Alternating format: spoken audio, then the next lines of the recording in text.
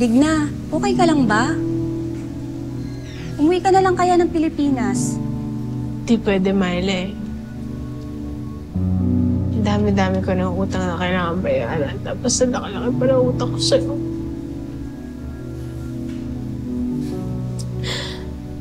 Miley, may special child ako. Baka pwede mo akong i-refer sa ibang mga kababayan natin o kaya yung mga...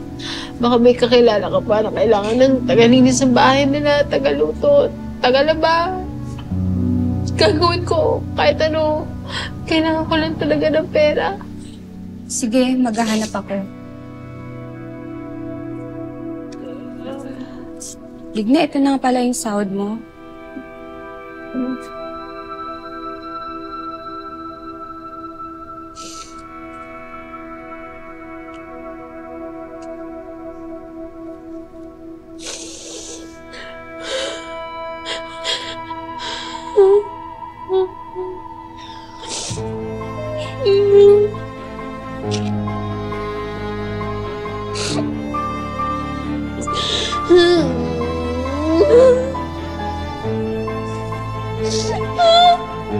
Digna, okay ka lang? Ano ka, Digna? Ayun ka, Digna.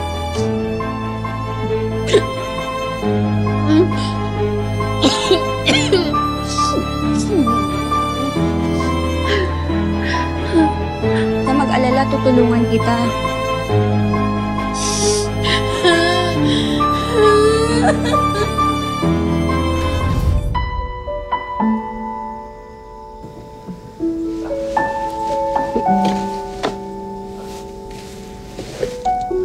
Tao po! Tao po! Digna? Mrs. Torres!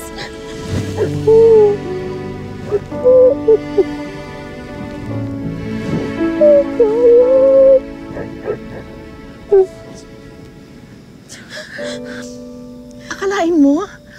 Magkakilala pala kayo ni Myla, yung pamangkin ko? Kamusta ka na? Kamusta na yung trabaho mo?